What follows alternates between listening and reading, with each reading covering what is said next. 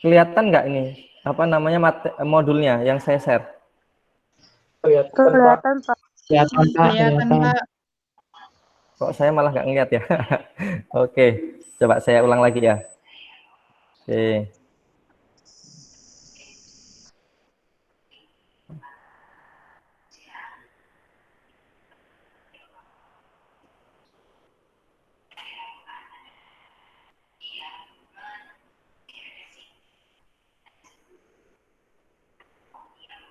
Baik, kita mulai ya. Bismillahirrahmanirrahim. Assalamualaikum warahmatullahi wabarakatuh. Waalaikumsalam warahmatullahi wabarakatuh. Baik, hari ini kita pertemuan ya, pengganti pertemuan kita yang tertunda karena waktu itu libur nyepi ya, sehingga kita ketinggalan satu materi, yaitu kesetimbangan asam basa yang kedua. Ya, saya berharap ya semuanya sehat, lancar aktivitasnya.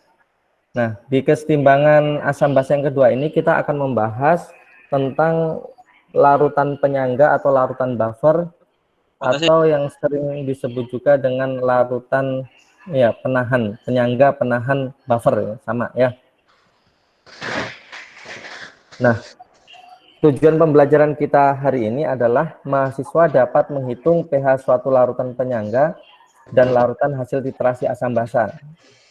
Di materi sebelumnya kita sudah belajar mengenai asam basa lemah, bagaimana menghitung pH-nya, kemudian larutan garam, kalau di SMA dikenal dengan hidrolisis ya. Ketika garam dilarutkan di dalam air, bagaimana pH-nya, apakah asam, basa, atau netral, kemarin sudah kita pelajari. Dan yang ketiga ini kita belajar tentang larutan penyangga. Nah, nanti aplikasi dari teori-teori ya penentuan pH ini kita lihat pada materi terakhir, yaitu titrasi asam basa. Oke, kita lanjutkan.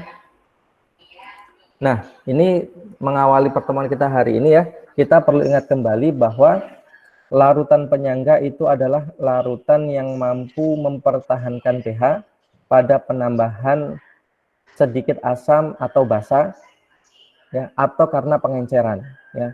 Catatannya itu tadi ya, penambahan sedikit. Nah, sedikit asam atau basa atau karena pengenceran ya.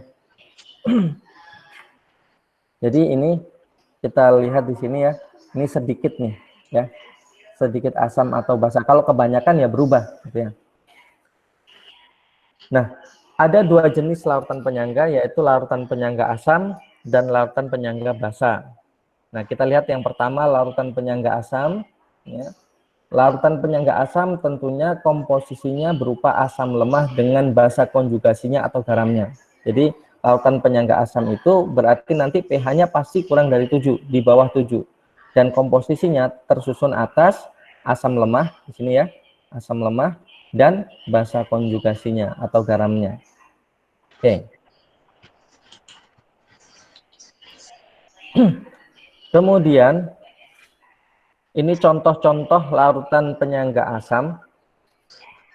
Contohnya pas ya, syaratnya asamnya harus asam lemah ya. Kalau asam kuat maka tidak termasuk kategori larutan penyangga ya. Jadi syarat asamnya pun harus asam lemah. Contohnya di sini adalah asam asetat yang sering kita kenal dengan asam cuka ya. Rumus molekulnya itu CH3COOH. Atau nanti di beberapa contoh soal itu menulisnya adalah HC2H3O2 ya. Dan natrium asetat. Natrium asetat ini adalah garam dari asam asetat. Nah, kalau kita tulis di sini CH3COO-, nah maka CH3COO-nya itu adalah basa konjugasi dari asam asetat ya. Jadi komposisinya asam lemah dengan garam atau asam lemah dengan basa konjugasi. Yang kedua adalah asam fosfat. Nah, asam fosfat ini termasuk kategori asam lemah, di mana hanya memiliki H+ sebanyak 3 ya. Maka pasangannya adalah garamnya berupa NaH2PO4. Nah, kalau kita tuliskan di sini pasangan basa konjugasinya, maka kita menuliskannya H2PO4- ya. Ingat, asam dan basa konjugasi itu selisih 1 H+. Jadi kalau di sini H3PO4, maka kalau dikurangin 1 H+ menjadi H2PO4-. Kalau di sini CH3COOH, maka ketika dikurangi 1H+ menjadi CH3COO-. Nah, yang H+-nya lebih banyak itu adalah asamnya. Berikutnya natrium hidrogen fosfat. Ini adalah garam ya. Sedangkan natrium, kalau yang ini natrium dihidrogen fosfat, kalau ini natrium hidrogen fosfat.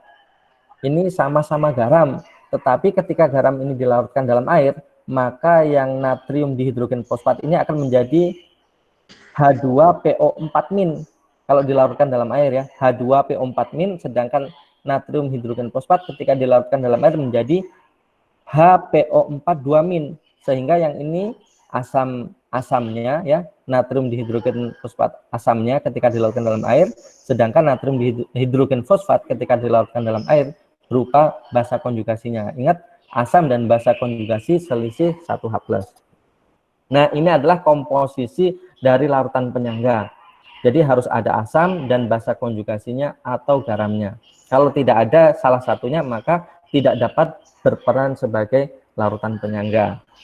Nah, sekarang kita lihat bagaimana cara menentukan pH larutan penyangga. Kita lihat di sini, karena tadi komposisinya ada dua, ada garam ya. Saya misalkan di sini garamnya berupa NaA dan asam lemah dimisalkan berupa Ha ya. Jadi garam ini ya, garam ini NaA ini ketika dilarutkan dalam air ya, ingat garam golongan 1A itu selalu terion sempurna di dalam air ya. Jadi maka panahnya 1. Nah, NaA ini akan terion menjadi Na+ dan amin. Sedangkan Ha berupa asam lemah, ini kalian boleh ya, Ha ini mengionkannya boleh ditambah H2O sehingga menjadi H3O+ plus amin. Ya, itu lebih baik karena sebetulnya ion H+ ini tidak bisa berdiri sendiri di dalam air. Tapi ini ditulis begini juga nggak apa-apa ya. Jadi Ha akan terion, larutan Ha ya, akan mengion sebagian menjadi H+ dan amin. Nah, berarti di sini ya K-nya bisa ditentukan ya. K-nya karena ini asam lemah berupa Ka. Ka sekali lagi perlu diingat, Ka itu adalah hasil kali konsentrasi produk pangkat koefisien dibagi hasil kali reaktan pangkat koefisien. Berarti H+, konsentrasi H+ kali konsentrasi amin ya, dibagi konsentrasi Ha. Nah, konsentrasi H+-nya ya, ini bisa ditentukan ya. Konsentrasi H+-nya bisa ditentukan Ka kali Ha per konsentrasi amin. Nah, di sini kalian lihat konsentrasi amin ya. Konsentrasi aminnya kan ada dua sumber. Yang pertama dari garamnya, yang kedua dari pengionan Ha. Maka ya, nanti yang digunakan untuk menentukan ya konsentrasi aminnya ini adalah konsentrasi amin dari garam, karena konsentrasi dari pengionan Ha ini sangat kecil, maka bisa diabaikan ya. Jadi ini, nah intinya nyampe sini saja, sampai Ka ini, nggak perlu ngapalin rumus yang di bawah ini, nggak perlu ya. Ya, sebetulnya sampai sini ketika paham sangat mudah. Nah, ini udah ketemu konsentrasi H+, rumusnya ini kan. Nah, konsentrasi Ha atau konsentrasi amin ini nanti ketika diketahui datanya berupa mol, maka bisa langsung dimasukkan. Jadi boleh data di sini berupa konsentrasi ya, atau berupa mol. Nah, ini kalau kita min-log-kan untuk menentukan pH ya, min-log H+, min-log Ka dan seterusnya, maka ketemulah rumus pH sama dengan pKa plus log amin ya per konsentrasi A. Nah, persamaan ini adalah persamaan Henderson-Hasselbalch. Ini nggak perlu dihafal. Asal kalian bisa menentukan Ka-nya ini, nanti konsentrasi H+ bisa dicari. Nah, ini kita lihat contoh soalnya. Ini ada contoh soal. Apabila 100 ml HNO2 1 molar ya, Ka-nya sama dengan 7,1 kali 10⁻⁴ dicampurkan dengan 100 ml NaNO2 1 molar, berapakah campuran tersebut? Berapakah pH campuran tersebut? Nah, nanti ada dua tipe soal. Ini sebelum kita bahas soal ini, perlu saya sampaikan dulu. Ada dua tipe soal. Yang pertama, soalnya sudah diketahui asam lemahnya dengan garamnya. Konsentrasi asam lemah dengan konsentrasi garam. Maka kita bisa langsung buat seperti reaksi di atas ini ya. Tetapi nanti ada soal itu berupa reaksi antara asam lemah dengan basa kuat. Nah, maka supaya membentuk buffer nanti basa kuatnya harus habis dan asam lemahnya sisa. Jadi harus membuat tabel reaksi dulu. Nah, untuk kasus ini tidak perlu. Sekarang kita lihat dulu. Campuran larutan tersebut di atas adalah antara asam lemah, yaitu HNO2, ini asam lemah karena punya Ka-nya ya. Kemudian dan garamnya adalah NaNO2. Nah, ingat selisih 1H+ ya, ini HNO2, ini NO2- kalau kita ionkan. Maka ini dapat berperan sebagai larutan buffer. Sehingga dapat diistilahkan dengan cara berikut. Nah, NaNO2 ini karena garam dapat mengion sempurna menjadi Na+ dan NO2-. Konsentrasinya 1 molar diketahui, maka karena koefisiennya sama, konsentrasi NO2-nya juga 1 molar. Nah, sedangkan HNO2 perlu dibuat ya reaksi pengionannya. HNO2 akan mengion menjadi NO2- plus H+. Ya. Mula-mula tadi konsentrasinya HNO2 1 molar. 1 molar. Maka kita jangan lupa berdoa. Ya Allah, mudah-mudahan bisa semua. Amin. Gitu ya. Nah, mula-mula bereaksi setimbang. Mula-mulanya 1 molar. Karena kita tidak tahu berapa persen yang bereaksi, kita misalkan min X.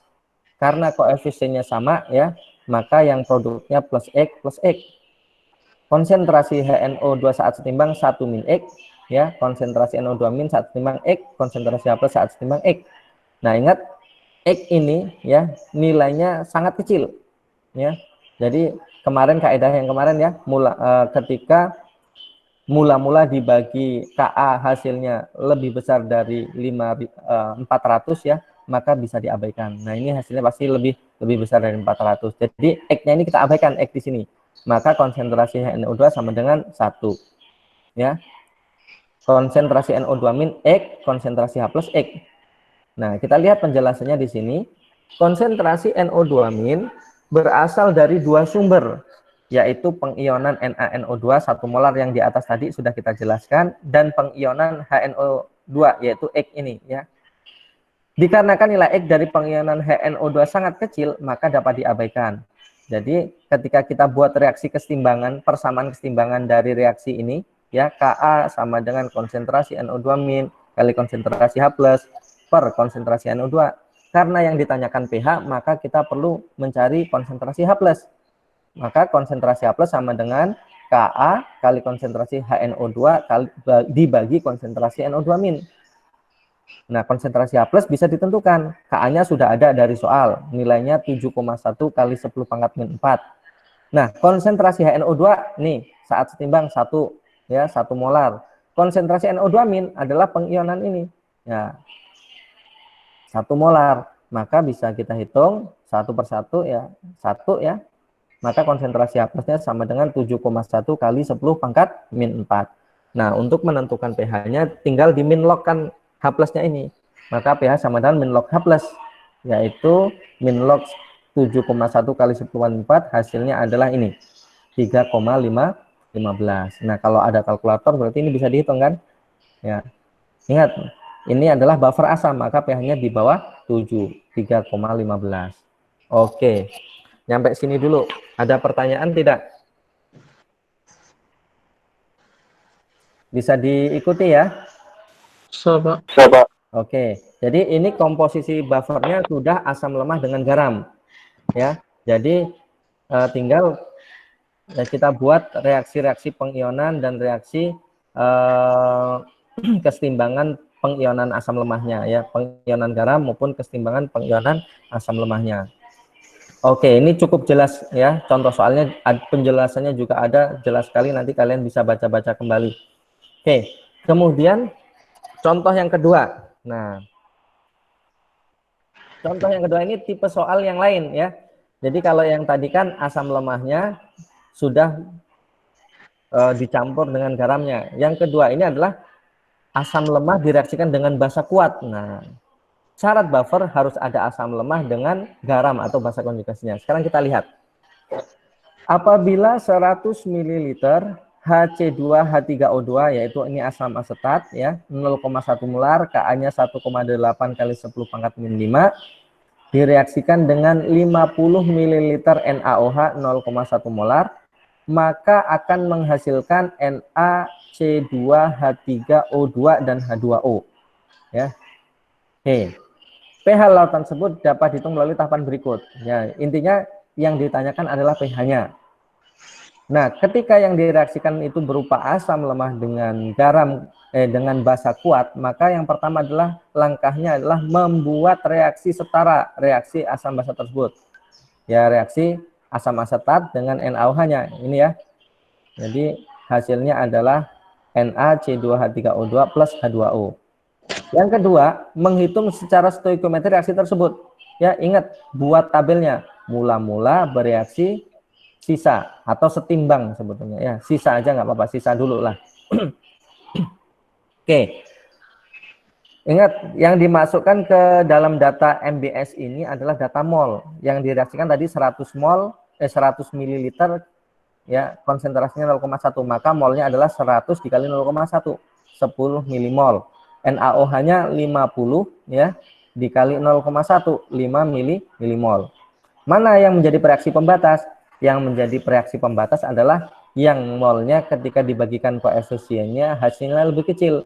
5 dibagi 1, 5, 10 bagi 1, 10. Maka yang lebih kecil yang NaOH yang 5. Maka min yang NaOH ini habis bereaksi min 5 karena koefisiennya sama, ini juga min 5. Maka NaC2H3O2 yang terbentuk adalah plus 5. Ini habis terbentuk, sisanya adalah 5 milimol asam asetat dan 5 milimol natrium asetat. Karena di sini komposisinya ada asam lemah dan ada garam, maka larutan ini dapat membentuk larutan buffer. Jadi campuran ini dapat membentuk larutan buffer. Oke.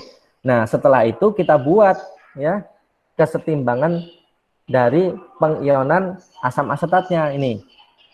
Ya. Ini asam asetatnya. Oke. Jadi asam asetatnya akan mengion menjadi ya, menjadi basa konjugasi dan ion H+-nya. Oke. Kita lihat awalnya tadi sudah ada 5 milimol yang basa konjugasinya ya. Ini C2H3O2- ini sama dengan NaC2H3O2 ketika dilautkan dalam air ya. Jadi Na akan mengion jadi Na+ sama C2H3O2-.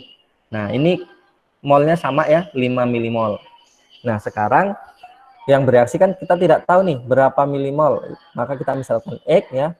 Ini min X, ini plus X, ini plus X. Ini 5 min X, ini 5 min X, ini X. Nah, sama seperti sebelum-sebelumnya, X-nya bisa diabaikan ya. Karena konsentrasi mula-mula dibagi Ka-nya lebih besar dari 400. Maka X-nya nanti bisa diabaikan. Nah, sekarang dari persamaan ini, yang di atas ini, ya kita buat Ka-nya. Ka adalah konsentrasi produk ya, hasil kali konsentrasi produk pangkat koefisien dibagi konsentrasi reaktan pangkat koefisien ya. Nah, ini konsentrasi C2H3O2- kali konsentrasi H+. Ini maaf ya, karena di sini H+, sebaiknya kalian tulis di sininya H+ ya. Kalau di sininya ditambah H2O nggak apa-apa, kalian buat reaksinya seperti ini ya persamaannya. Jadi di sini kali konsentrasi H+ dibagi konsentrasi HC2H3O2. Nah, konsentrasi H+-nya atau H3O+-nya sama dengan Ka ya, kali konsentrasi asamnya HC2H3O2 dibagi konsentrasi C2H3O2-.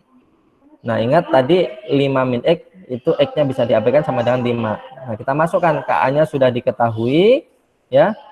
Konsentrasi. Nah, ingat tadi ya, data konsentrasi bisa diganti dengan data mol. Nah, 5 ini kan sebetulnya 5 milimol, maka boleh langsung dimasukkan ke sini ya. Karena mol itu adalah konsentrasi itu adalah volume kali molar, karena volumenya sama. Di sini berarti nanti bisa saling dicoret ya, sehingga molnya bisa langsung dimasukkan. Jadi 5 per 5 ya, 1 ya. Sama, maka konsentrasi H3O+ atau H+-nya sama dengan 1,8 kali 10 pangkat min 5. Nah, setelah ketemu ini maka pH bisa dihitung ya, min log H+-nya. Kita gunakan kalkulator, ketemunya adalah 4,74. Ya. Oke, jadi itu adalah penjelasan mengenai larutan penyangga asam.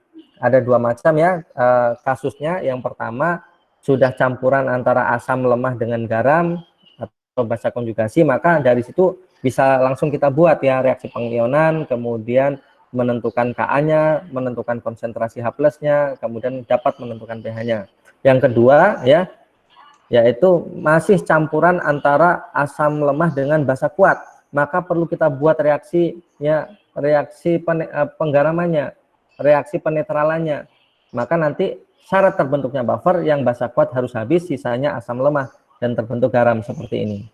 Nah, nanti setelah selesai direaksikan baru dibuat pengionan dari asam lemahnya. Oke, contoh 2 ini cukup mewakili ya, cukup mewakili pembahasan ya bagaimana menentukan pH larutan buffer. Oke, nyampe sini ada yang mau bertanya?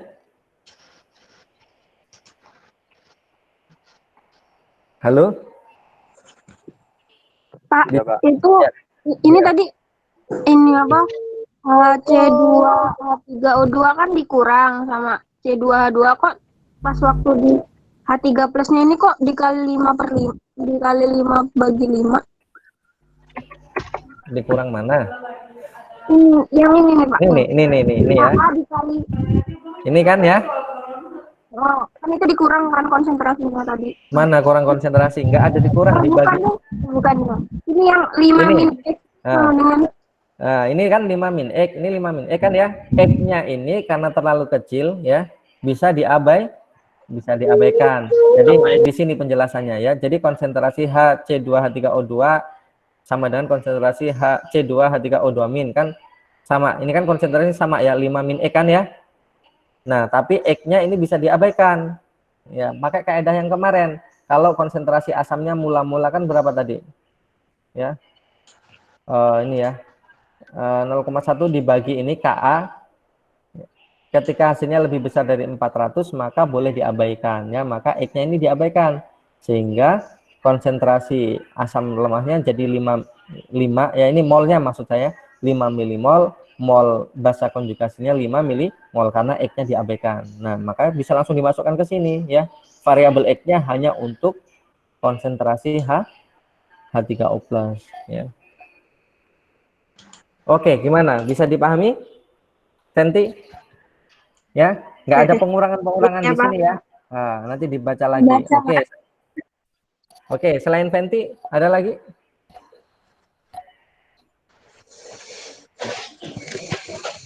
Ada? Kalau tidak ada, kita lanjutkan ya. Oke. Sofwan mau tanya, Sofwan? Cukup? Kalau cukup, di mute dulu ya. Oke, kita lanjutkan. Nah, berikutnya adalah larutan penyangga basa. Konsepnya sama, hanya saja penyusunnya kalau yang tadi asam lemah dengan garam, kalau yang basa ini basa lemah dengan garam atau asam konjugasinya, ya.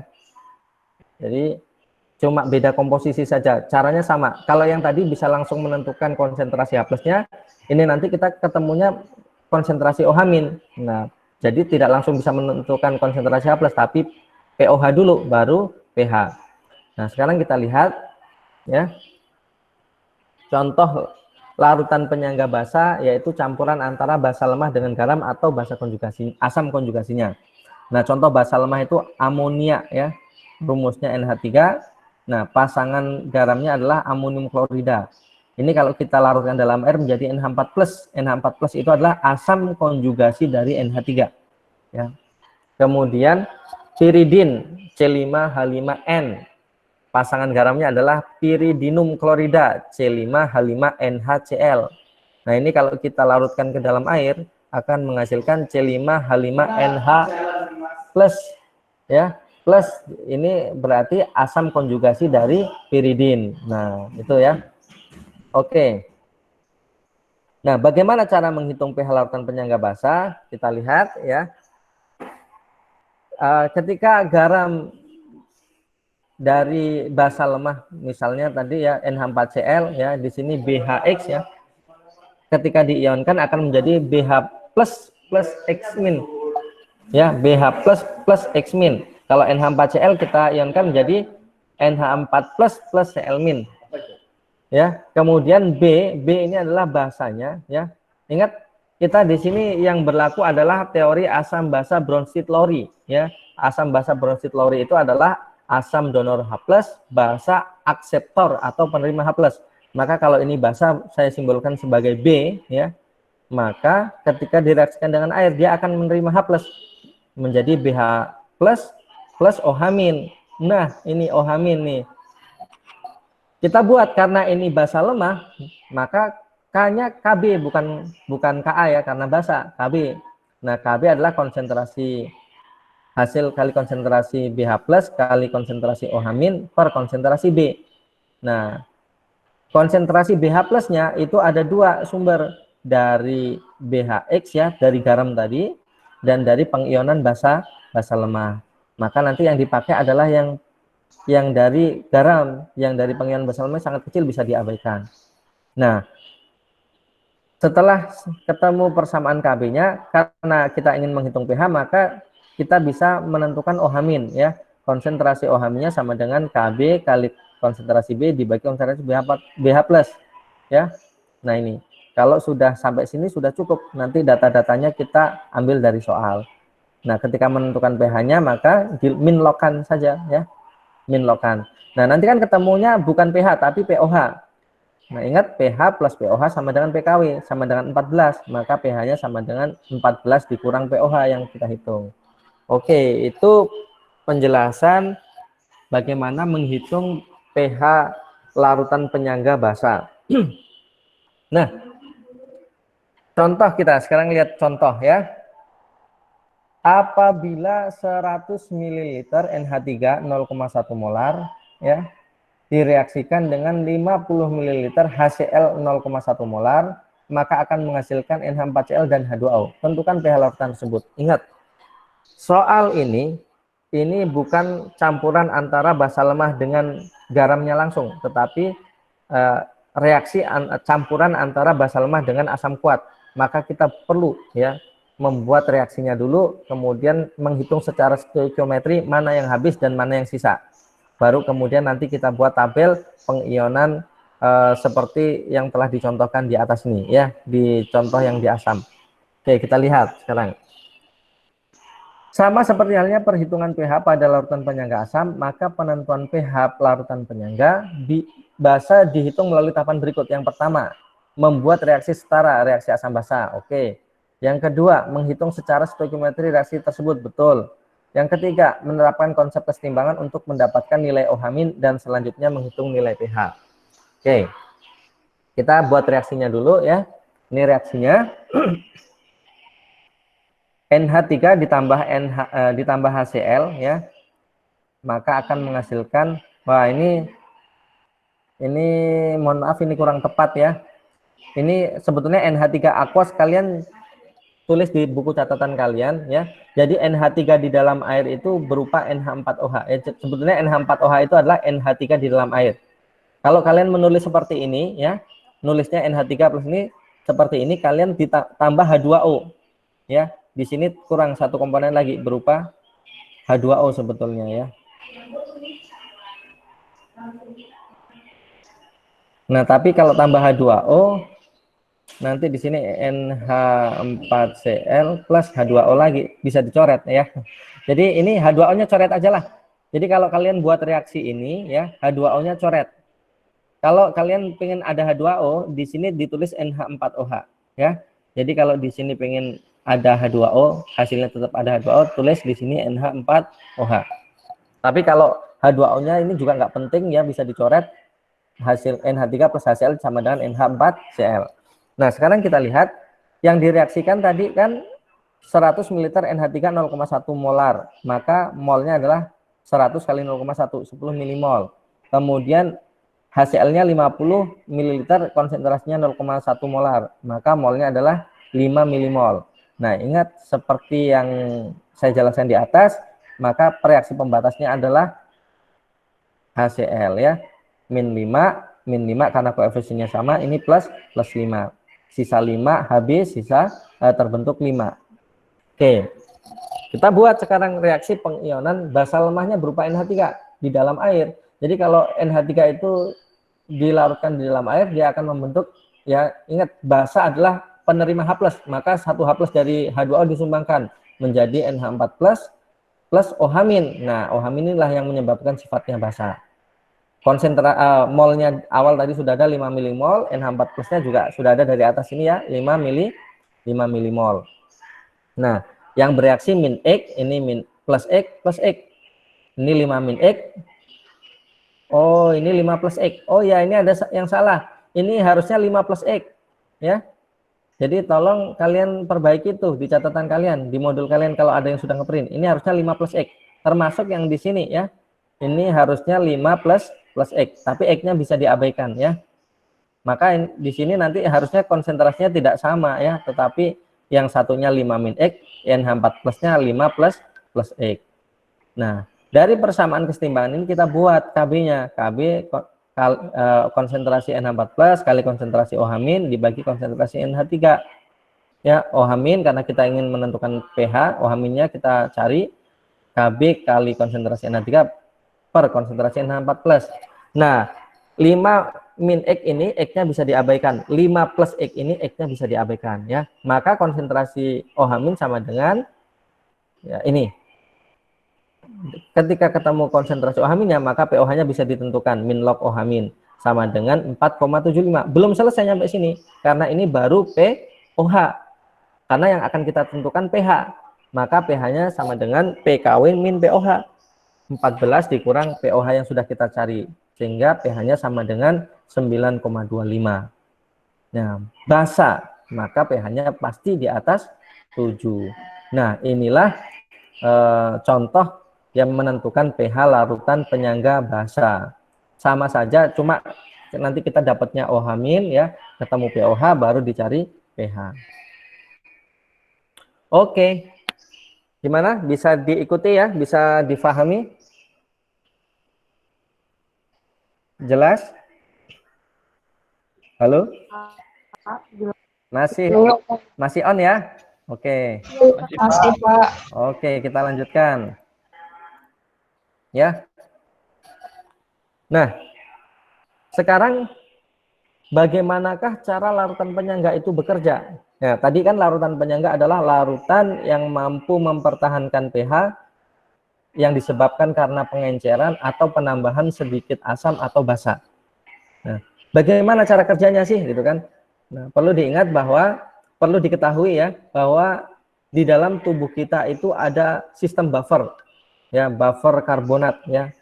Jadi kalau kalian baca artikel nanti klik aja di Google ya, sistem buffer di dalam tubuh manusia. Nanti kalian bisa baca. Makanya ketika kita makan asam yang terlalu basa ya, darah kita itu bisa menyesuaikan ya, pH-nya bisa disesuaikan. Nah, inilah kekuasaan Tuhan ya. Ternyata luar biasa sistem tubuh kita itu.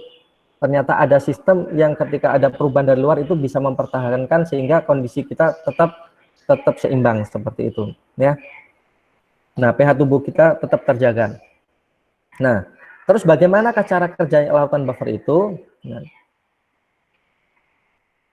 perlu diingat kembali bahwa larutan penyangga adalah larutan yang mampu mempertahankan pH pada penambahan sedikit asam atau basa. Sedikit ya, tidak banyak. Betul. Kalau banyak ya, yang ditambahkan itu misalnya asamnya 1 liter ya pasti berubah. Sedangkan misalnya larutan buffernya cuma 1 liter ditambah larutan asam kuat 1 liter, maka pasti berubah. Penambahannya hanya sedikit ya, nggak boleh banyak-banyak. Nanti ada namanya kapasitas buffernya. Kalau ditambah banyak maka berubah ya, kemampuan buffernya itu tidak lagi ada. Nah, artinya ketika sedikit asam atau basa ditambahkan pada larutan penyangga, maka pH cenderung tetap atau perubahannya sangat kecil. Larutan penyangga bekerja dengan menggeser kesetimbangan ketika ada sedikit asam atau basa ditambahkan. Oke, jadi sistem kerjanya sama seperti pada kesetimbangan-kesetimbangan yang lalu. Jadi ada namanya asas Lekatelier. Ketika ada ya aksi dari luar, maka sebisa mungkin sistem itu mempertahankan kondisinya ya dengan cara menggeser ke kiri atau ke kanan. Nah, itu. Nah, kita lihat contohnya. Jika ke dalam 100 ml larutan penyangga asam ya, yaitu HC2H3O2 0,1 molar dan NaC2H3O2 0,1 molar dengan pH 7,74 4,74 ditambahkan 1 ml NaOH 0,1 molar. Berapakah pH air larutan penyangga? Jelaskan. Oke. Jika ke dalam 100 ml larutan penyangga asam, berarti ini sudah larutan penyangga karena ada asam lemah dan ada garamnya, ya. pH-nya 4,74. Kita lihat nanti pH-nya berubah atau tidak gitu. Kalau buffer kan tadi tidak berubah, ya. Kita lihat. Nah, perhatikan bahwa larutan tersebut adalah larutan penyangga asam, sehingga ketika ditambahkan sedikit NaOH basa, maka akan bereaksi dengan asam pada reaksi kesetimbangan, sehingga membentuk kesetimbangan baru sebagaimana reaksi di bawah ini. Ya, asam lemahnya yaitu asam asetat. Ya. Jadi buffernya kan komposisinya ada asam lemah dengan garam atau basa konjugasinya. Ketika yang ditambahkan basa, maka akan bereaksi dengan asamnya. Nah, ini kan yang ditambahkan NaOH, maka akan bereaksi dengan asamnya. Kalau misalnya saya tambah di sini bukan NaOH tapi HCl, maka akan bereaksi dengan ini basa konjugasinya, ya. Jadi asam bereaksi dengan basa, kalau saya tambahkan asam, maka akan bereaksi dengan basa konjugasi. Itu ya. Jadi kalau misalnya di sini OH-, maka yang bereaksi adalah asamnya, bukan basanya. Oke. Nah, sekarang kita lihat jumlah, ya, komposisi asam lemahnya tadi 100 dikali 0,1 maka 10 milimol. Nah, basa kuat yang ditambahkan ya NaOH, maka konsentrasi OH-nya kan sama dengan konsentrasi NaOH, ya, karena ini basa kuat. 1 kali 0,1 berarti 0,1 milimol. Nah, ini OH- ini basa, akan ambil H+, ya, jadi H2O. Nah, ini menyumbangkan H+ menjadi C2H3O2-. Nah, yang habis pasti 0,1 ya, 0,1, 0,1 plus 0,1. Maka jumlah zat ya di akhir saat setimbang ini 9,9, ini habis, ini 10,1.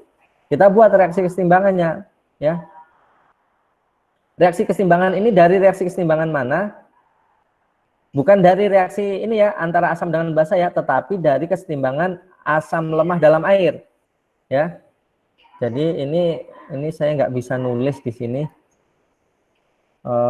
Jadi ini ya keseimbangan ini adalah keseimbangan dari, kalian buat reaksi satu lagi di bawah ini ya, di sebelum ini, HC2H3O2 plus H2O menghasilkan C2H3O2- plus H3O+, ya.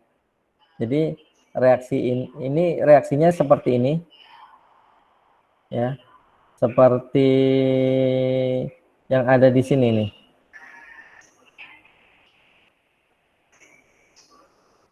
Nih, ya.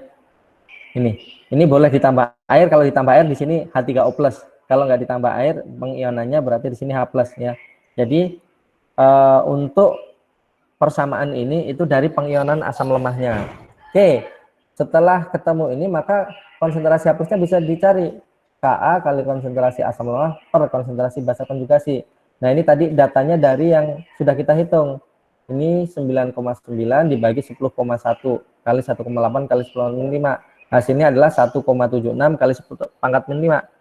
pH-nya adalah min log H+ ini, H3O+, sama dengan 5 min log 1,76. Atau kalau kita hitung pakai kalkulator, hasilnya adalah 4,74.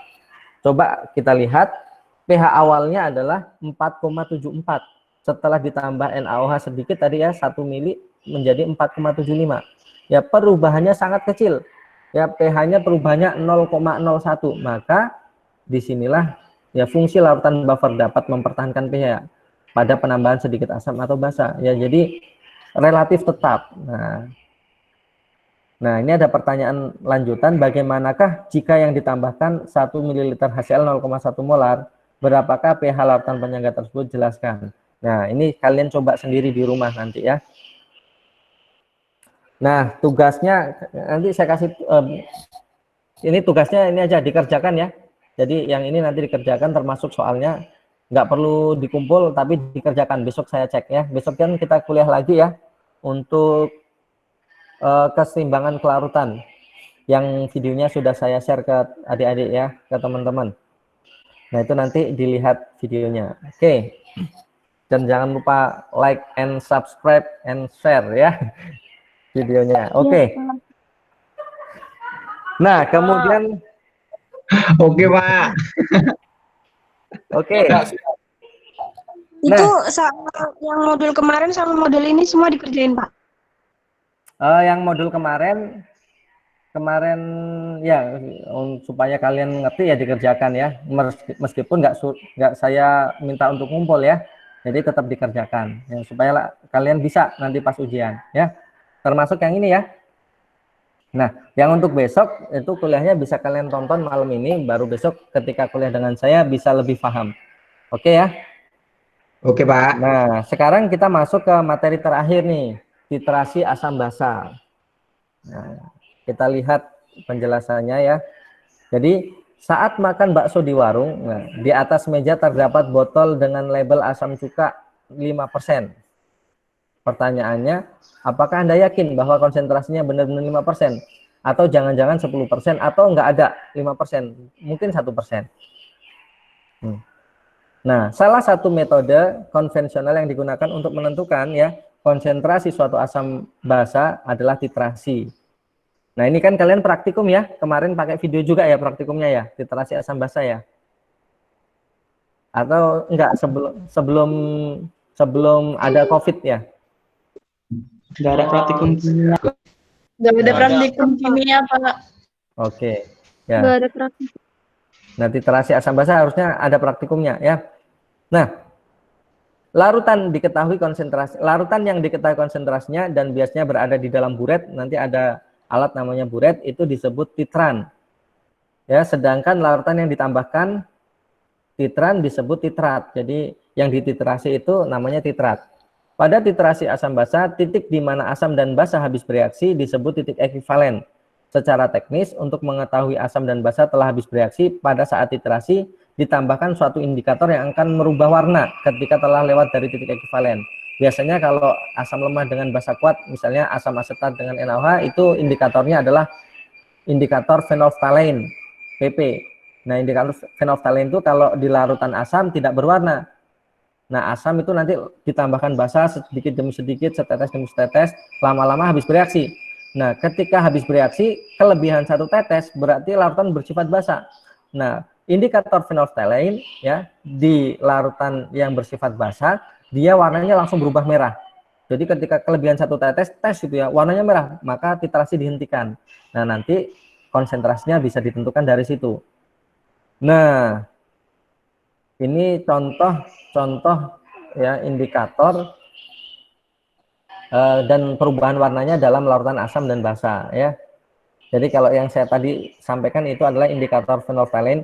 Indikator phenolphthalein itu kalau pH-nya di bawah 8 ya, ini maka tidak berwarna dia, bening. Tapi kalau udah 8,3 ke atas langsung merah ya.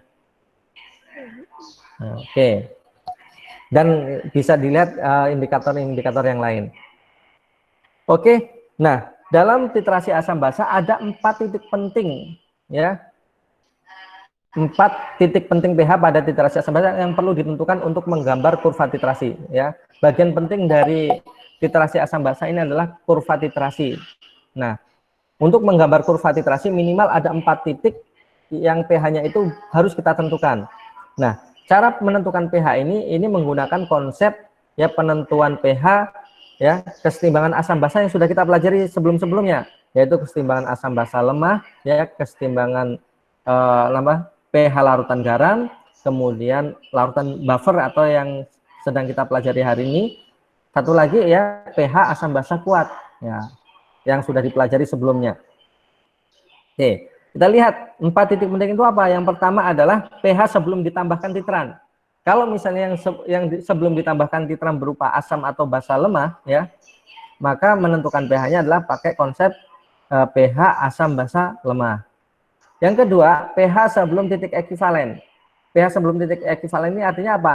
Asam lemahnya sisa ya, basa kuatnya habis bereaksi, maka sisa asam lemah, basa kuat habis, membentuk larutan buffer. Maka titik yang kedua ini, kalau kalian sudah print, boleh nih kasih catatan.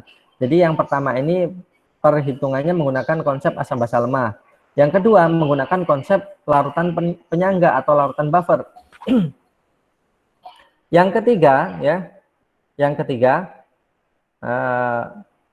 pada titik ekivalen, artinya saat asam dan basa habis bereaksi membentuk garam. Nah, ketika membentuk garam, maka konsep penentuan pH-nya dengan menggunakan konsep pH larutan garam, atau ketika kita SMA mengenalnya dengan hidrolisis. Nah, di poin yang ketiga ini ya.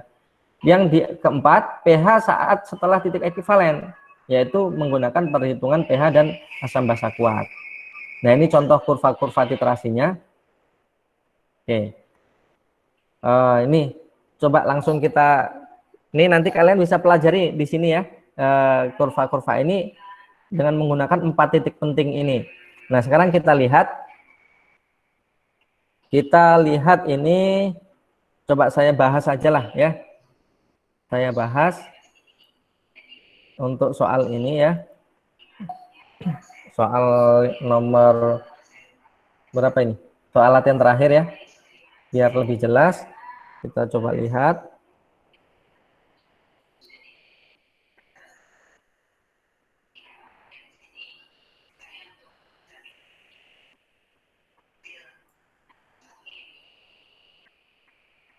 Oke. Ini yang terlihat di layar monitor yang masih file PDF modul atau PPT? PPT, Oh, Pak. PPT ya. Oke, berarti bisa langsung kita kerjakan di sini. Oke.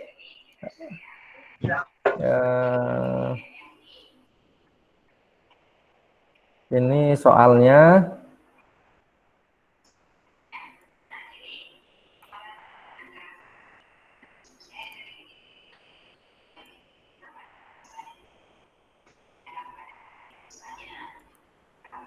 Oke, sekarang kita lihat. Nah, nih, untuk mentitrasi 30 ml larutan asam benzoat C6H5COH, Ka-nya 6,3 kali 10⁻5, 0,1 molar dengan larutan NaOH 0,1 molar. Hitung ya. Yang A pH awal sebelum titrasi dimulai. Oke. Halo, kenapa? Oke ya. Yang A ya. Yang A pH sebelum bisa di mute dulu itu suara mic-nya. Siapa tadi? Bapaknya lagi ngomong tuh kayaknya. Ya. Oke. Nah, kita lihat pH sebelum titrasi dimulai ya. Kan yang akan dititrasi yaitu 30 ml larutan asam benzoat ya, 0,1 molar. Berarti pH awal ini adalah sebelum titrasi dimulai adalah pH asam benzoat. Maka asam benzoat itu karena dia punya Ka asam lemah ya. Kita buat reaksi pengionannya.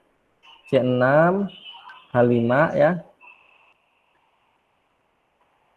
C6H5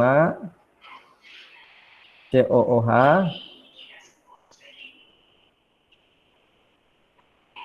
nah, COOH aquos tentunya. Ini boleh ditambah air ya, boleh nggak perlu ditambah air juga nggak apa-apa. Aquos ini artinya sudah dalam bentuk larutan ya. Nah, kalau nggak pakai air berarti nanti konsentrasi H+. Meskipun sebetulnya H+ itu tidak bisa berdiri sendiri dalam air. Dia akan ya berinteraksi dengan molekul air membentuk H3O+ ya. Nah, ini C6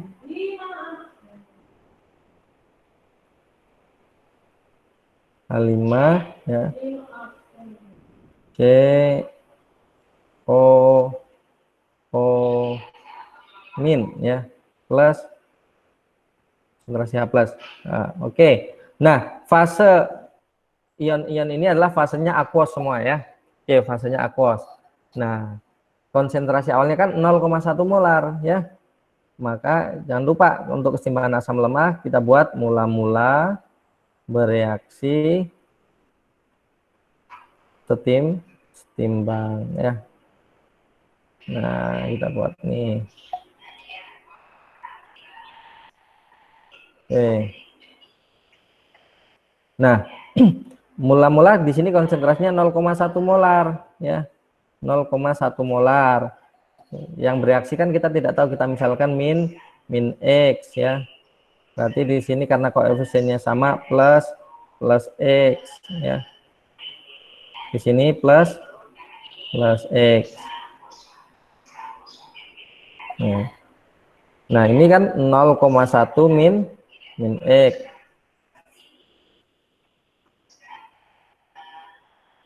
Ya, ini X.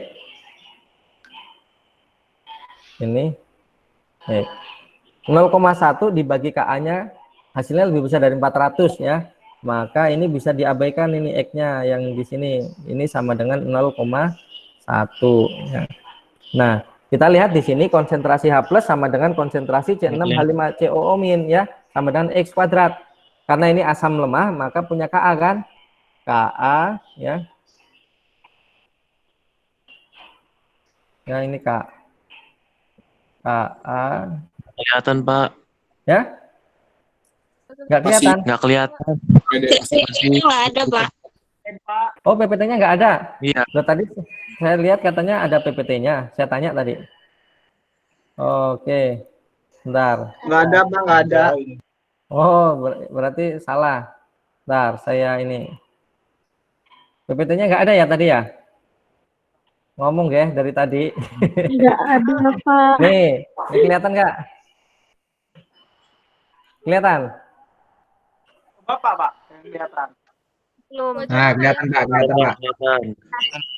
Kelihatan nggak? Kelihatan, PPT-nya? Pak. Kelihatan, Pak. Kelihatan ya? Pak. Oke. Nah, ini saya tadi tuh jelasin ini nih, udah saya tulis ini ya. Nih, telat ngomong sih kalian ya. Harusnya dari tadi ngomongnya ya. Oke. Nah, ini saya lanjutkan ya. Jadi udah ketemu ini ya reaksi pengionannya ini ya, Ka-nya kan berarti di sini konsentrasi C6 ya. H5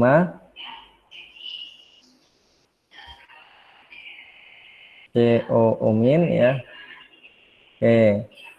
COO min plus ini bukan plus ya.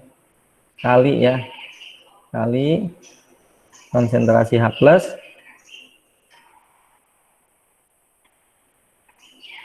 Nih.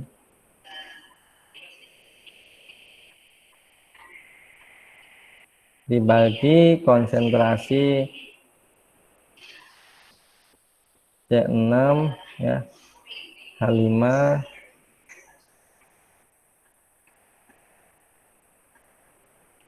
COOH. Nah, nih. Nah, oke. Ka-nya kan sudah ada nilainya. Ka-nya 6,3 ya, 6,3 kali 10 pangkat min 5. Ya ini 6,3 ya, meskipun jelek itu 6,3 itu ya. Kali 10 pangkat min 5.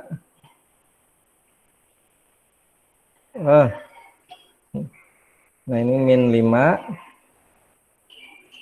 sama dengan, nah konsentrasi C6H5COO min dan konsentrasi H+ ini ya, kan sama dengan X ya, berarti X kuadrat ya.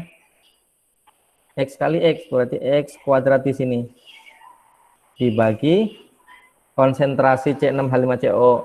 Oh ini plusnya nggak ada ini ya, C6H5COOH sama dengan 0,1 ya. Maka ya X-nya sama dengan akar ya 6,3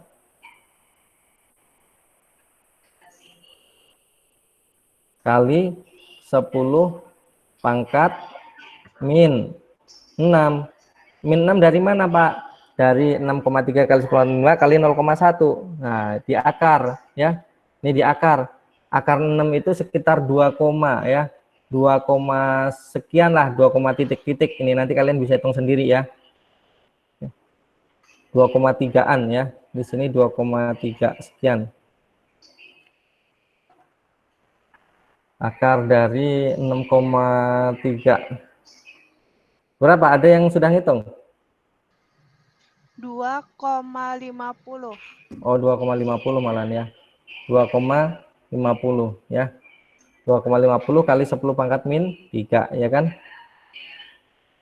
Oke, 10 pangkat min 3. Nah, ini ketemu itu kan sama dengan konsentrasi H plus, ini min 3 ya, bukan min 5, min 3. Ini sama dengan konsentrasi H plusnya. Nah, maka pH-nya bisa kita tentukan. pH sebelum ditambah apa-apa ini. Maka pH sama dengan min log itu. Min log 2,5 kali 10 pangkat min 3 sama dengan 3 min log 2,5 ya. Nih. Dah nyampe sini aja cukup. Kalau kalian ada kalkulator dihitung aja log 2,5 itu berapa sehingga hasilnya sekitar 2, sekian ya. Nah, ini adalah pH sebelum ditambah apa-apa. Jadi kalau kita lihat di mana? Ya, ini. Kalau kita lihat di ini ya, materi yang tadi di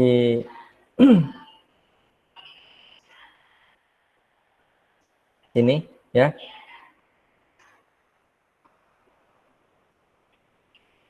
Nah, di sini ya. Di modul. Nah, itu titik yang ada di sini ketika NaOH belum ditambahkan ya. Berarti titik saat sumbu X-nya ini 0. Artinya volume basanya belum ditambahkan. Itu titik pertama. Kan tadi ada 4 titik ya. Titik pertama itu sebelum ditambah apa-apa di sini. Titik kedua berarti daerah sekitar sini. Bisa di sini, bisa di sini ya. Titik kedua, titik ketiga itu saat titik ekivalen di sini habis bereaksi. Titik keempat itu saat berlebihan yang ditambahkan itu di sini. Jadi ada 1, kemudian 2 itu daerah sekitar sini, 3, kemudian 4 daerah sekitar sini. Nah, oke. Kemudian ya. Kita kembali ke PPT-nya. Ya, jadi ini titik pertama sudah bisa kita lihat itu titik saat pH-nya 2, sekian ya. Jadi kalau sumbu X itu 0 sampai sekian, sumbu Y 0 sampai sekian ya, maka ini di titik dengan nilai ini titik di sumbu Y ya, 2, sekian ya. Nah, ini pH awal sebelum titrasi dimulai. pH setelah penambahan. Nah, pH setelah penambahan nanti dihitung nih 12 ml basa berarti 30 ml C6H5COH 0,1 molar ditambah 12 ml NaOH 0,1 molar. Berarti buat reaksinya mana yang habis, mana yang sisa. Nah, seperti yang tadi sudah kita bahas. Nanti kalian coba sendirilah ya. Dan yang ketiga, pH saat titik ekivalen. Titik ekivalen berarti molnya, ini kan molnya kalau kita hitung 30 kali 0,1 kan 3 milimol. Maka nanti NaOH yang bereaksi juga saat titik ekivalen 3 milimol supaya habis bereaksi. Sehingga terbentuk garam. Nah, sehingga terbentuk garam, nanti kita hitung pH-nya dengan menggunakan konsep pH larutan garam atau saat SMA kita menyebutnya hidrolisis. Nah, yang terakhir, pH sesudah penambahan 22 ml basa. Berarti kalau asam lemahnya 30 kali 0,1, basanya 22 kali 0,15. Nanti direaksikan gambar kurva titrasinya dengan 4 titik yang sudah kita tentukan ini. Nah, ini kalian coba sendirilah selanjutnya ya di rumah. Besok kalian boleh perlihatkan sama saya saat kita kuliah ya. Bisa kalian tunjukkan benar apa enggak gitu ya. Kalau mau perlu dibahas, kita besok bahas ya. Sebelum kita mulai perkuliahan untuk yang kesetimbangan kelarutan. Oke, nyampe sini ada pertanyaan tidak? Tidak, Pak. Tidak ya? Oke, Cukup, Pak. Cukup sip ya. Kalau cukup, alhamdulillah ya. Mudah-mudahan ngerti ya. Nanti videonya ini saya share ya. Videonya ini saya share, silakan dilihat, diulang-ulang kembali. Kalau ada yang belum ngerti, besok kita ketemu lagi jam 1 ya. Ditanyakan pada saat kita kuliah besok. Oke, saya lanjutkan dulu untuk mengecek kehadiran. Ya, Syahrul Alfian ada, Syahrul? Ada Pak, ada. Oke, Syahrul ada ya. Kemudian Siti Maisyarah. Hadir, Pak. Oke, hadir. Uswatun Hasanah. Uswatun Hasanah ada? Hadir, Pak. Hadir. Oke, Uswatun hadir ya. Oke. Sofia, tadi ada ya Sofia ya. Iko Prasetyo ada nggak? Rico Prasetyo. Hadir Pak. Oke, Hadir, hadir. Rinaldi. Rinaldi. Ada Rinaldi? Oke, hadir Rinaldi. Yorando Abdul Aziz. Ya, Yorando. Ada Yorando? Yorando Abdul Aziz. Belum respon. Sigit Supriyadi. Sigit Supriyadi. Ada Sigit? Oke, belum ada. Arya Aditama. Arya ada? Tidak ada. Arik Yudatama. Hadir Pak, hadir. Hadir Pak. Diki ada ya tadi ya, Diki Hafiz ya. Ada Pak. Oke, Yesi ada. Yesi ada. Diki ada Pak. Stefania ada nggak? Stefania Sinambela. Stefania? Belum. Atorik Anang Nugraha. Hadir, Pak. Atorik hadir. M. Ihsanuddin. M. Ihsanuddin. Aditya Agusti. Aditya Agusti. Oke, belum. Muhammad Rifki Syahputra. Muhammad Hadir Pak, ada Pak di sini Pak. Oke, berarti yang belum respon Aditya Agusti, M. Ihsanuddin, Stefania, sama Yorando, Sigit Supriyadi, dan Arya Aditama. Ya, sama Febrianti BR Siregar ada nggak? Febrianti. Hadir, Pak. Oke, Febrianti hadir ya. Oke, demikian ya kuliah kita hari ini. Selamat belajar. Nanti dibaca-baca ulang lagi di rumah modulnya. Bisa latihan pakai modul atau soal-soal yang lain. Nanti saya akan share videonya untuk dia mengingat-ingat kembali apa yang sudah saya sampaikan. Sebelum saya tutup, sekali lagi ada pertanyaan? Cukup Pak. Cukup. Kalau tidak ada, terima kasih. Semoga tetap sehat ya. Selamat beraktivitas. Selamat WFH ya. Ya, saya akhiri. Wassalamualaikum warahmatullahi wabarakatuh. Waalaikumsalam. Siapa?